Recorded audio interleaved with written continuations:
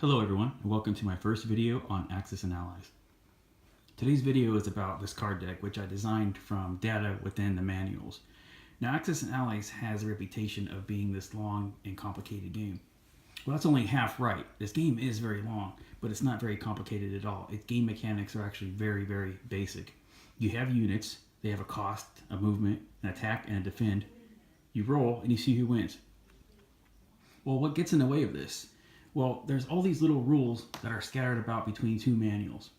So what's in this deck? Well, it's most of that information simplified into these 135 cards, so you can read at your leisure while waiting for your turn. Now, every country has their own cards. There's no need to share, pass around, or etc.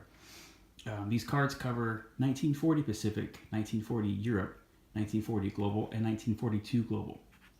So what's not in this deck? Well, you're not going to find how to play the game in this deck. You should have taken the time to read the manuals on the game mechanics. You should also still read the manuals from cover to cover. That way, when you're going through the cards, you will have some sort of idea of what that card is. So these cards start with, we all know they have a thing called a political situation. Now, the political situation dictates what that country can do at the beginning of the game.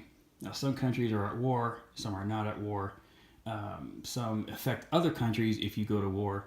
So there's something to be aware of, before you decide what to do. Now, I'm not going to go through and read all these, but they're here. So in addition to these, each country has their national objective cards, and some have bonus income cards. And on the bottom here has which theater it's for, Pacific and Global. This one is Europe and Global. So that way, some have Pacific only, some have Europe only, some have Global only. So it's something you got to be aware of when you're collecting your income. If you're playing Europe, you don't want to be getting, I'm getting Pacific extra money. Now, each country has their own sets. America has got a lot. America has like 11 of them.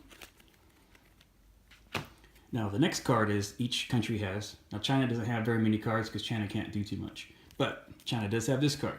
This is the unit statistics. Now what this is has the cost, the movement, attack, and defense of every unit that can be purchased in this game. There are also some little notes in here. Artillery is it's a different unit. We'll get to that in a minute. There's also cost here, but it also improves shipyard cost. If you use research and development, you'll know one of those bonuses is to have lower shipping cost. So that also has the cost here. Also, if you want to upgrade a minor facility to a major, it's got that cost as well. Now, there is a turn sequence card. Now, on here, on mine, there's a house rule on here. Research and development, we don't like, but this makes it a lot easier to appreciate it. Now, if you use research and development, it is step one. So I'll read through here real quick, just so you kind of know what my house rule is. Maybe you like it, maybe you don't, maybe you have your own thing. But first, step one is you play just normally. Each research dice costs 5. Now mine here says choose new or unlocked breakthrough. Well, if it's your first time, there's nothing unlocked. So. And then you just roll at least 1 6. Any more has no benefit. If 1 6 is rolled, you have succeeded. Now there's 2 success conditions. Power's first breakthrough. Second condition is any additional breakthroughs. Now the first breakthrough is you have to play by the rules. You choose chart 1 or chart 2, you roll a dice, and you are awarded that number rolled. But if it's your second breakthrough, okay, it means you already have something that you got, maybe you didn't want, whatever. When you do it as success condition number 2, you just choose anything you want from either chart. Doesn't matter, okay? Now, what's also is different is unlocked technology. If it's an unlocked technology, that means the word's already out. Say your opponent already has long-range aircraft, okay? So when you roll, you choose locked, or you choose new or unlocked breakthrough. So if you're choosing an unlocked breakthrough, you don't have to pick a chart. You don't have to do anything. All you have to do is buy your dice at 5 apiece and you roll at least 1, 5, or 6, and you automatically get it. If there's 4 breakthroughs already available, you just pick the one you want. Okay, that makes it I think a little easier, a little more realistic. I mean, the word's out; it's already been developed. Shouldn't be so hard to roll for it. Okay, and then pretty much after that, it's just the same. It's all textbook stuff.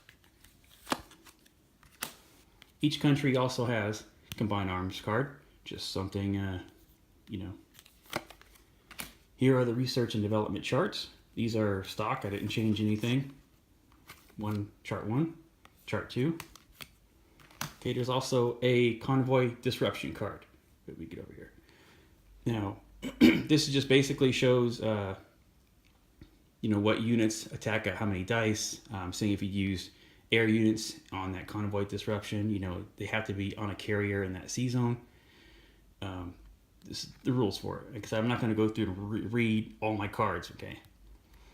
But mainly just as a couple little tips here, a territory can only be hit once per round, and China's economy cannot be disrupted. We have a bombing raid card. Okay, this shows the complexes or air bases, naval bases, their max damage, and who can attack them. Now this is just the rounds of how they work. Okay, now only fighters can be used as escorts or interceptors. Okay, so you got round 1. This is typically what would happen if you're doing a bombing raid or coming against a bombing raid. Okay, so all the air units perform a single round of combat. That means you have all the bombers coming in, all the escorts coming in, all the interceptors coming in. They all roll, and each rolls and attacks at 1. Okay, and then after this is done, escorts and interceptors are considered as retreated after this round. So they're done. Part 2, all the remaining bombers are assigned to their targets. So if you had multiple targets, this is where you would say, okay, I got these 2 going over here. I got these 2 going over here. Okay, now after that is done, remember, AA units do not fire, but the facilities have their own AAA. So the defender rolls 1 die per bomber. In each one roll, the bomber is destroyed. Then after that, whatever's left, you do your bombing damage. Okay, and then after you roll your damage, all those bombers are now safely retreated. Okay, now here's the anti-aircraft artillery. Now, if you remember, I said we get back to that card in a minute, because here on unit statistics, it says see anti-aircraft artillery card, because there's a lot of stuff in here. Now, the first thing is about these anti-artillery. Movement of 1 during only non-combat movement, meaning that these cannot capture territories. Okay? Now, these also, they do not fire on aircraft flying through, but only when enemy aircraft attacks the territory containing the anti-aircraft gun. So if you're going from territory to territory, a flyover doesn't constitute a roll against. Okay? Now, also, like AA units do not fire on bombing raids like we just talked about. We just talked about here. AA units do not fire.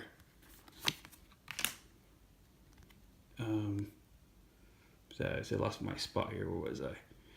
Oh, okay. Now, these also, they have no combat value after the combat roll. The combat rolls here, we'll go over that in a second. But they can be used as casualties. Okay? Each AA unit defends from air units only. Territories containing only AA units are auto-killed if invaded by enemy ground forces, because they have no combat value. It's 0-0 unless being attacked by air. Now, the combat roll. Okay? So when there is an attack going on with air units and you have an anti-aircraft gun, okay, these units roll before the enemy attack is made. Okay? And each unit can roll up to 3 dice. So example, if you're invaded and you have 1 AA unit and 3 air units invade, you get to roll 3 dice. But if only 1 air unit invades and you have 1 AA, you roll 1. And there's a little more to it in here. There's no reason to read it all. Now, one of the misunderstood units, I think, in this game is the submarine. Now, so submarine, okay, cannot attack air units. Cannot be attacked by air units unless enemy is accompanied with a destroyer. Okay, does not block enemy movements, can move through hostile sea zones if no enemy destroyer is present. Now, it's got an interesting combat sequence here. Now, the first thing you're going to do is if there is no destroyer from the enemy, you can submerge or strike. Well, why would you want to submerge? Well, there's a couple reasons. You might be in a really good convoy disruption area. You might be, making, $3 or $4 off them every time that they go. So, he's doing pretty good damage. So if you don't have to be in that battle, well, you don't have to be in that battle. You could just say, see ya. You can't do anything to me. I'll see you next turn. Okay. Or you can choose to strike. Okay. So if you choose to submerge, like I said, he's automatically removed from that battle. Okay, he's done. Now, if you choose to strike, for each sub, you roll 2 or less, 3 if super sub, and hits are immediately removed with no defense roll. So if you get a hit, they can't retaliate. It's done. Okay. Now, after you do that, you conduct normal combat. Now, any subs that participated in first strike do not roll in this phase, but they're still casualties, or can be casualties.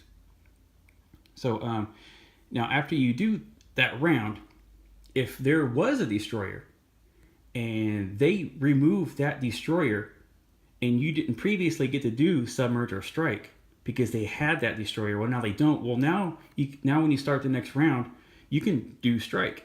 And as long as they don't have that destroyer, you can do strike over and over and over and over again. Okay, until they leave, or you win, or you leave, or whatever. Okay, so like I said, this is one of the most misunderstood units. This pretty much sums it up. You can't go wrong. Next card that is Scramble. Okay. Now, Scramble gives the defender the ability to deliver more units to an attack. It also can be used to stop shore bombardments by creating a naval battle prior to an amphibious assault. Now, the airbase must be operational. Only fighters and tactical bombers can scramble, and 3 units can scramble per airbase adjacent to the sea zone or coastal line under attack. So, for example, if you're in Sea Zone 6, which is the sea zone above Japan, 3 units can scramble from Japan, and if Korea has an airbase, 3 more units can also scramble. Once scrambled units are chosen, attacker must do at least 1 round of combat. And once scrambled, there is no retreat for that defender. Scrambled units defend at their defensive stat. So even though it's kind of like you are being the attacker as moving in your units for the battle, you're still rolling at your defensive roll. Okay, that's another thing that's happened to us. People roll wrong. Which actually they're gypping themselves. So this will take care of some of that.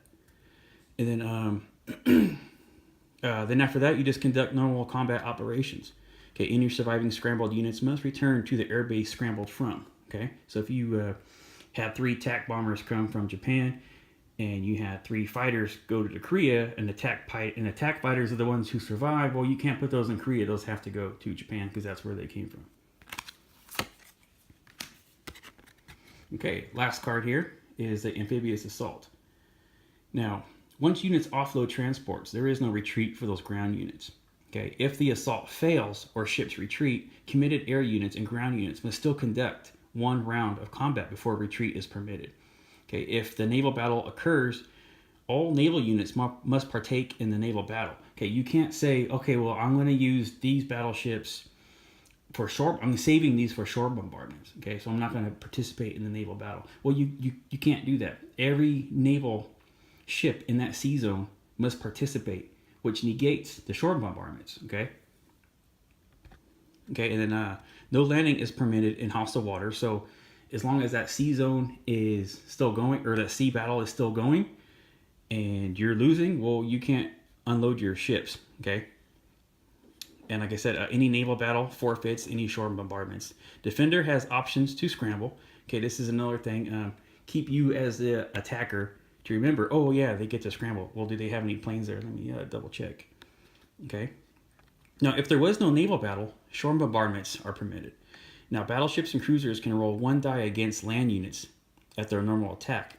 Bombardments are limited to 2 offloaded ground units. So if you only dropped off 3 guys, and you have 5 battleships, well, you only get 3 rolls. You get 1 per. Okay.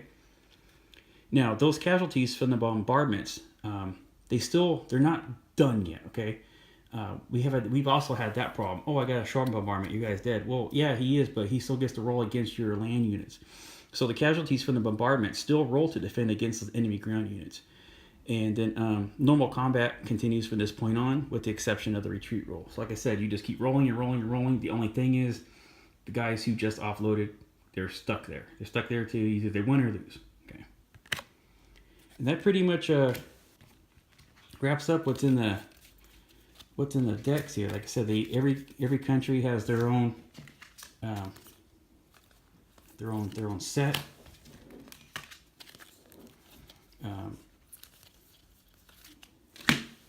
Like I said, some of them have Europe Global, Europe Global, Europe Global, Europe only. Another thing is, when I designed these, I wanted to make sure that they fit in the original box. Okay, even though I don't use these, I wanted to make sure in case in case it was needed, they can fit in the original box. Now I also made setup charts for all three, but these are custom to my combat boxes here, which I also designed to hold these cards. Okay, so so now but I don't want to be that guy, be like, hey, look at all the stuff I got and you don't. So if there's enough interest, I will make these cards available as a finished product only. There is another member, Young Grasshopper, who's also making a card deck, but our card decks are not any way the same. The only thing that's really the same is the political situations, which really everybody should have on a card anyways. Okay. This is missing one card. I thought about it after I was done, is I'm going to make a transport card. Just so you know, hey, you can, one guy, one tank, once you unload, the ship can't move. If you retreat, you can't land the parties. Just little stuff like that. Just like I said, it's just scattered rules throughout everything. So that's it. Hope you enjoyed the video. Take care.